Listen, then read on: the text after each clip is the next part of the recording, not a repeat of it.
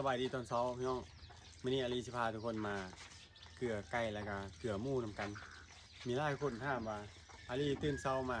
ถ้าอาลีบ่ไปต่อไก่อาลีเฮ็ดหยังแดเนาะเอามาเบิ่งนำกันพี่น้องตอนนี้อาลีก็เกี่ยมหำแล้วก็เข้าเนาะแล้วตัวนี้ที่มันมุ่นไปมุ่นมาอาลีบ่ได้อาลีบ่ได้มีมือกลองเด้อทุกคนอันนี้อาลีจะใส่ตัวมุ่นอัตโนมัติเนาะอันนี้จะเป็นรีโมทของเพิ่นเนาะสามารถกดถ่ายได้มันจะนำอาลีไปสมมติว่าอาลีไปทางนี้มันก็จะนำอาลีไปแล้วนี่นะบอกทุกคนสะดวกสบายในการถ่ายคลิปเหมาะเพราะว่าอาลีอยู่ส่วนผู้เดียวตอนนี้แล้วก็บ่มีมือกองเนาะเพราะว่าถ้าอาลีไปป่าเนาะมันจะถ่ายแล้วค่อนข้างแบบว่ายากนิดนึงคือสมมติว่าอาลีใส่กับบ่หรือว่าอาลีเฮ็ดหยังต่างๆแบบนี้นะมันจะเฮ็ดให้แบบการถ่ายของอาลีมันบ่เป็นตาเบิ่งบ่น่าสนใจทุกคนโอเคแล้วมาเกลือน้ำกันเลยนี่ก่อนเนาะมาทางนี้มันก็จะนำมานะคือหมูก็มีแต่3ตัวแต่ว่าเป็นตัวใหญ่ใหญ่ทุกคนแล้วก็เริ่มมอสิมีลูกแล้วท้องมันไข่กันหมดแล้วเนาะหมู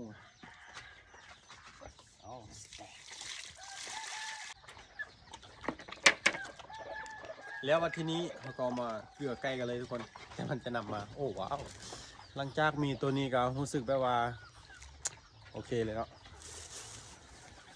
ถ้าหั่นลั่งใส่มันก็จะโบโฟกัสกันได้อันนี้มื้อนี้อาลีจะเลือกเอามะกรวยสุกเนาะสุกง่อมแล้วเอามาให้มันกินก่อนเนาะอันนี้ตื่นเช้าๆแล้วไก่มันจะหิวเนาะถ้าเราให้หัวอาหารหรือว่าให้ข้าวเปลือกถ้าซาลีก็แล้วแต่เนาะไก่มันจะกินอิ่มปุ๊บมันจะบุกินอันนี้นะมันจะบุค่อยอันนั้นก่อนได้เพราะฉะนั้นอาลีต้องให้กินก่อนสำหรับไก่ก็สีแดงได้เหมือนกัน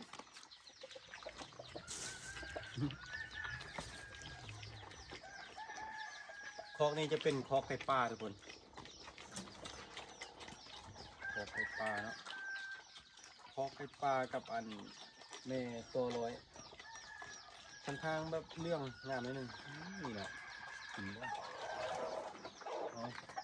สีแดงมะกล้วยกันเด้อพี่น้อง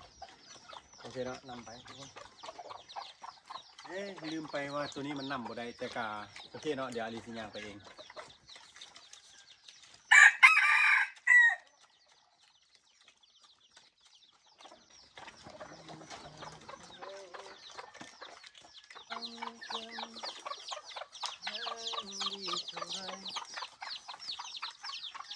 ตอนนี้อาลีจะเกลือไปเรียบร้อยแล้ว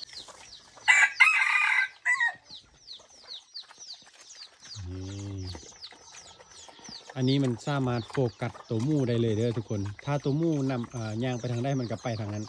ตอนนี้ตัวมูนึ่งมันกับปินไปปินมานิดนึงถ้าที่อาลีเกลือไก่เกลือมูเรียบร้อยอาลีสิพาทุกคนพยายามกลับเนาะเพราะว่าอาลีใส่ไว้เมื่อวานนี้3 ลังนั่นเองทุกคนนี่3 ลังนั่นเองทุกคนโอเคไปเบิ่งกันถ้าถึงอาลีจะจับมาให้ทุกคนดูเลยโอ้ลืมบอกว่าตัวนี้แม่นคู่5ก็มาไม่ทุกคนไก่ตัวนี้5ก็มาไม่เนาะเนื่องจากว่าอาลีเอาให้หมูอาลีผสมเนาะแล้วก็เอาคืนมาเนาะหมูอาลีผสมได้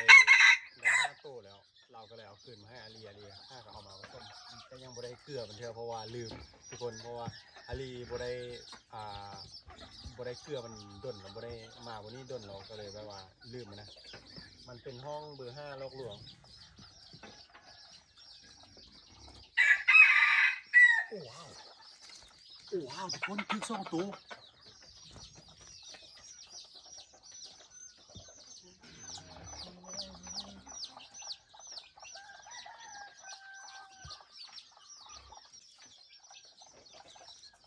โอ้โหคนที่ม่านขนาดนี้ไม่ต้องไปห้าที่ใกล้แล้วพี่น้องคนที่5มันขึ้นม่านขนาดนี้ไก่ตื่นเนาะไก่ยานอาลีใส่เปล่าไว้ท่านเพื่อว่ามีอีกตัวหนึ่งมาทึกทุกคนมันนี่แหละนะที่เขาว่าทำอยู่ในเสื้อเดียวกันบ่ได้ปล่อยคู่หนึ่งเนาะแต่คู่หนึ่ง มันนั้นมันสู้ตัวอยู่นอกอ่อนกว่าตัวอยู่ในแต่ว่าตัวอยู่ในถือไก่ปลาตีรอบเนาะไปปลาบ่คันตัวอยู่นอกหลังจากที่ยิงไก่ปลาเราตกตอนนั้นมันดินบุบเราไปปลามันก็บ่อยากคันบ่ตีปีกคือเก่าทุกคนประวัติมันสุดยอดเลยประวัติมันแบบว่าตีปีกตบโคตรแห้งเลยเอาลงยามได้มีแต่คนถามเนาะแต่ว่าอาลีเอามาผสมเอาลูกก่อนแล้วค่อยปล่อยออกก็เชอ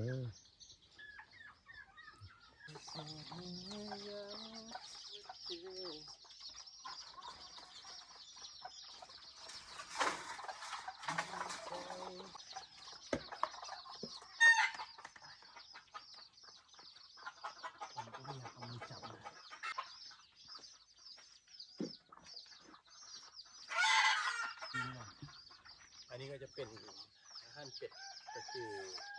ทำแล้วก็ข้าวเปียนแล้วก็มีผักนิดหนึ่งทุกคนแล้วก็มีหัวหั่นนิดหนึ่งเนาะน้อยเดียวทุกคนเยอะเดียวเนาะเอาพวกคุณสีแตกกันเลยครับตัวงอมันไม่สนเลยครับมันหัวมันสวบกันเลยครับโอ้บรรยากาศตอนเช้าทุกคนนอกจากจะหนาวแล้วเนาะยังมีเสียงเป็ดเสียงไก่เสียงหมูกัดกันอูดีดูดีดูดีเนาะให้เราได้ฟังให้เราแบบว่านันหู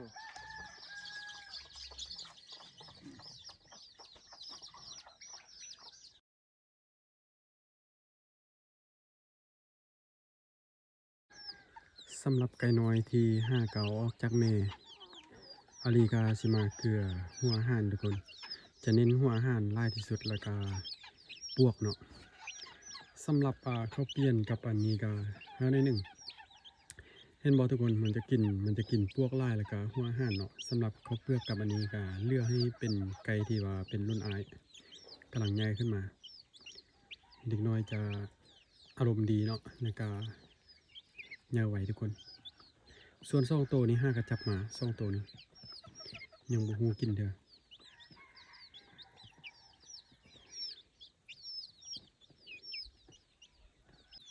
แล้วก็จะมาใส่กล้วยนิดหนึ่งเด้อพี่น้อง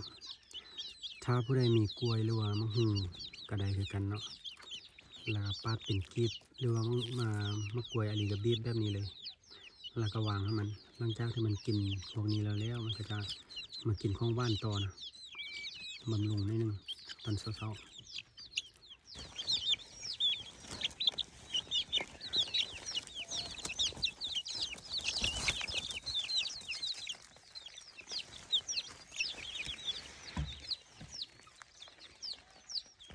หลังจากที่จุเด็กน้อยอิ่มเนาะอาลีก็จะปล่อยรุ่นเดือนปลายทุกคนรุ่นเดือนปลายออกเนาะเพราะว่า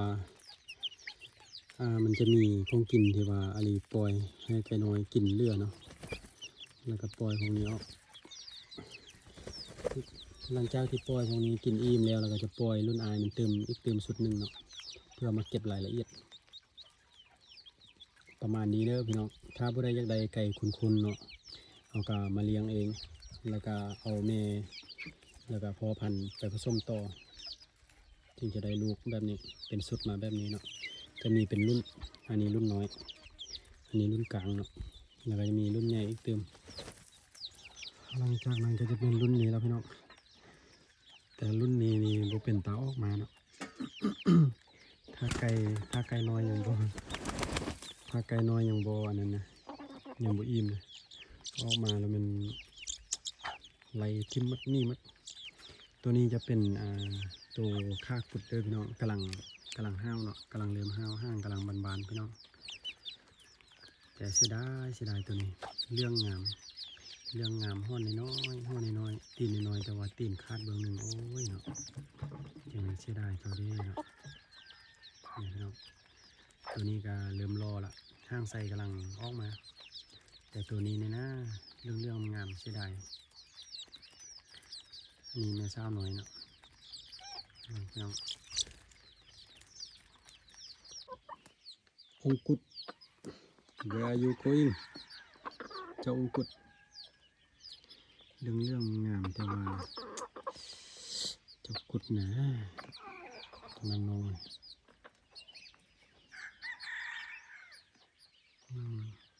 กำลังรอ